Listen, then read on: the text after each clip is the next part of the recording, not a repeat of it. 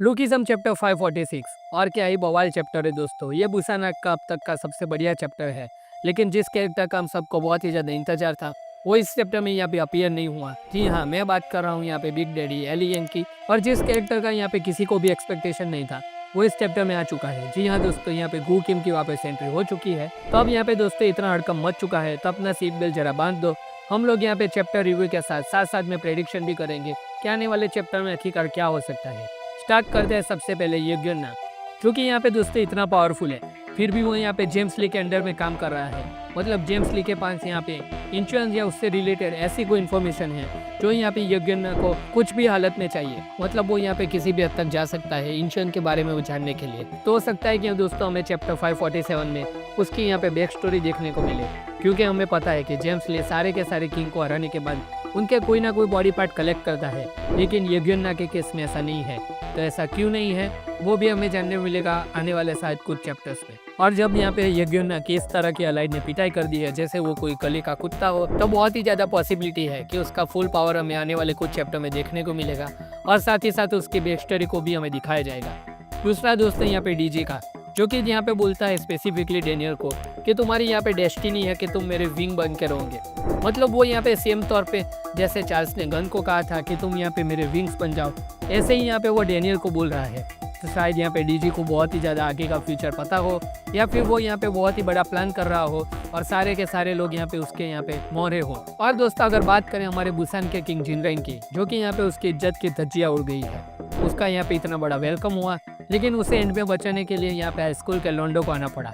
आप ही सोचो कि आप किंग हो और आपको बचाने यहाँ पे हाई स्कूल के लड़के आए तो कैसा लगेगा। लेकिन दोस्तों जिनरेंग अभी भी यहाँ पे एलाइड की गैंग के ऊपर पूरा का पूरा भरोसा नहीं कर सकता, क्योंकि पहले वो उसको मारने आए थे, अब वो यहाँ पे यज्ञना के साथ लड़ रहे हैं। उसके मन में अभी भी कंफ्यूजन है कि यहाँ पे आखिर में चल क्या रहा है। और जिनरेंग ने दोस्तों यहाँ पे स्पेसिफिकली कहा था कि जो मेरे साथ यहाँ पे पंगा लेगा और मेरे क्रू को यहाँ पे छेड़ेगा उसको मैं यहाँ उसकी डेथ तक चेस करूंगा।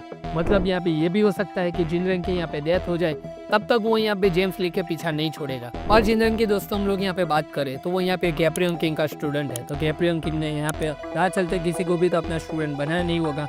मतलब कि यहाँ पे उसके पास कुछ और मूव्स हो सकते हैं या फिर अपने बनाए हुए खुद वो मूव्स जो यहाँ पे उसने कभी भी किसी के ऊपर इस्तेमाल ना किए हो। और जेम्स ली खुद यहाँ पे उसके अंदर इंटरेस्टेड है। मतलब यहाँ पे दाल में कुछ काला नहीं, यहाँ पे पूरी की पूरी दाल ही काली है। और यहाँ पे बुसान से रिलेटेड कोई तो इन्फॉर्मेशन है जो यहाँ पे जेम्स ली को चाहिए, चाहे कुछ भी हो जाए। और उसके रास्ते में यहाँ पे सबसे बड़ा कांटा है हमारा जिनरे। तो यहाँ पे जेम्स ली से कुछ भी करके हटाना चाहता है। बात करें दोस्तों यहाँ पे चैप्टर के सबसे बेस्ट मूवमेंट यानी कि अलाइड वर्सेस यज्ञना की फाइट की, तो बहुत टाइम के बाद दोस्तों यहाँ पे हमें ब्रेक टेक की स्पिरिट को दिखाया गया है, जो कि यहाँ पे बहुत ही ज़्यादा अच्छा लगा। और जिस तरह यहाँ पे उसने यज्ञना के ऊपर अटैक किया है, वाह वाह वाह, स्वाद आ गया वो फाइट देख के। और यज्ञना में दोस्तों यहाँ पे एक्सेप्ट कर लेता है कि ये यहाँ पे कोई आम मूवी था ही नहीं, ये बंदा यहाँ पे किसी बहुत ही बड़े मास्टर से सीखा हुआ है। और अगर यहाँ पे एक लेजेंड को याद कर दिया है तो दूसरे को क्यों नहीं। मतलब कि हमारे सीएनजी युग को, जो यहाँ पे अपने मास्टर विंजन के बाप का स्टूडेंट था। जी हाँ दोस्तों, मैं यहाँ पे बात कर रहा हूँ अपने विंजन की, जिसने यहाँ पे एक ही अटैक में यज्ञना को बता दिया कि वो यहाँ पे किसका स्टूडेंट है। और उसको देखते हैं यहाँ पे यज्ञना को यहाँ पे सीएनजी युग की याद आ गई। मतलब आप समझ सकते हो कि विंजन का अटैक कितना पावरफुल था। और इतना सब कुछ हो गया दोस्तों तो हम यहाँ पे अपने आयरन फोर्ट्रेस को कैसे भूल सकते हैं। मतलब सैकली, जिसने यहाँ पे यज्ञना की किक्स को अपने ऊपर लिया था और यहाँ पे उसका डट का सामना भी किया। और चेरी ऑन द टॉप दोस्तों हमारा डेनियल पार्ट, जिसका क्रेजी वर्जन फाइनली हमारे पास बॉट टाइम के पास आ चुका है, जिसको देख के यहाँ पे साफ साफ पता चल चुका है कि डेनियल अगर यहाँ पे फर्स्ट जनरेशन में होता तो वो यहाँ पे सबसे स्ट्रॉन्ग किंग होता विदाउट एनी डाउट। और इतना सब कुछ हो ही गया है तो हम हमारे डेनियल के गुरुजी गन पार्क को कैसे भूल सकते हैं, जो कि यहाँ पे जेल में बैठा हुआ है। और बहुत टाइम के बाद दोस्तों में यहाँ पे गन पार्क की एक झलक दिखाई गई, जो देख के यहाँ पे बहुत ही अच्छा लगा। लेकिन यहाँ पे ये कुछ फॉरशैडो भी करता है कि यहाँ पे गन पार्क से रिलेटेड कुछ तो है जो कि यहाँ पे बुसान में चल रहा है, या फिर गन बुसान के बारे में कोई तो इन्फॉर्मेशन रखता है। सबसे बड़ा चैप्टर का मूवमेंट दोस्तों अभी बाकी है और वो है हमारे गू किम और किटाई किम की एंट्री। गू किम का दोस्तों यहाँ पे अलग ही चल रहा है पूरे के पूरे यूनिवर्स में, जिस तरह से यहाँ पे उसका सभी जगह पे यूज हो रहा है। पहले तो मैनेजर किम का लेटेस्ट चैप्टर, जहाँ पे गू किम ने अपना जलवा दिखा दिया और बता दिया कि क्यों उसे यहाँ पे गन पार्क का राइवल माना जाता है। और उसके बाद अगर यहाँ पे उसकी बुसान में एंट्री हुई है तो ऐसे ही थोड़ी होंगी, यहाँ पे कुछ तो वो अपना जलवा दिखा के रहेगा। और एक बात दोस्तों जो आप में से बहुत सारे लोगों ने यहाँ पे नोटिस की होगी कि गू, जो कि यहाँ पे बहुत ही हंसता खिलता कैरेक्टर हुआ करता था, कि जो यहाँ पे कभी भी किसी भी फाइट को सीरियसली नहीं लेता था, उसको यहाँ पे बुसान में एंट्री के साथ ही बहुत ही ज़्यादा सीरियस दिखाया गया है। मतलब कि गन पार्क के जेल में जाने के बाद अब वो हमारा पहले वाला गू किम नहीं रहा जो हमेशा अनसीरियस रहता था और फनी रहता था। अब वो यहाँ पे पूरी की पूरी तरह से सीरियस हो चुका है और उसका भी शायद अलग कोई प्लान हो सकता है, इसीलिए वो यहाँ पे जेम्स ली का साथ ले रहा है और हमें शायद यहाँ पे उसकी फाइट भी दिखाई जा सकती है। और गू किम के हाथ में दोस्तों यहाँ पे पेन है, मतलब कि वही हथियार काफ़ी है उसके लिए यहाँ पे नंबर 5 और नंबर 6 को मारने के लिए।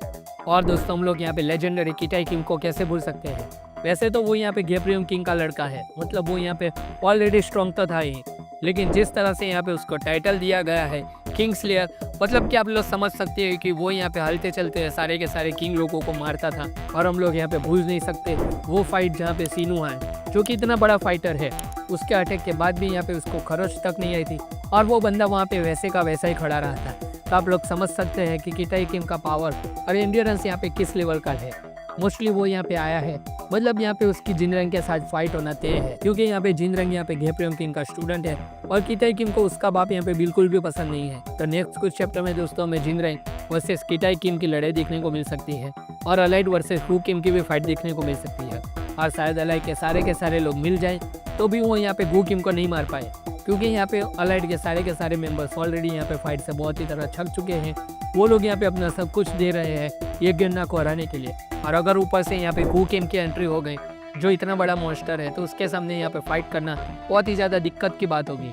हालांकि दोस्तों यहाँ पे डेनियल के पास अपना यूआई मोड है, लेकिन वो भी यहाँ पे कुछ ही हद तक काम आ सकता है गू किम के सामने, क्योंकि यहाँ पे डेनियल ऑलरेडी इंजर्ड है, मतलब कि बहुत ही कम चांस है कि वो लोग यहाँ पे अपने आप को सर्वाइव कर पाएंगे गू किम के अगेंस्ट। तो दोस्तों यही था ये पूरा का पूरा चैप्टर का रिव्यू और सारे के सारे प्रेडिक्शन। अगर आपको ये वीडियो अच्छा लगा तो इस वीडियो को लाइक कर देना और चैनल को सब्सक्राइब करना मत भूलना। हम मिलते हैं आपसे अगली वीडियो में, तब तक के लिए गुड बाय।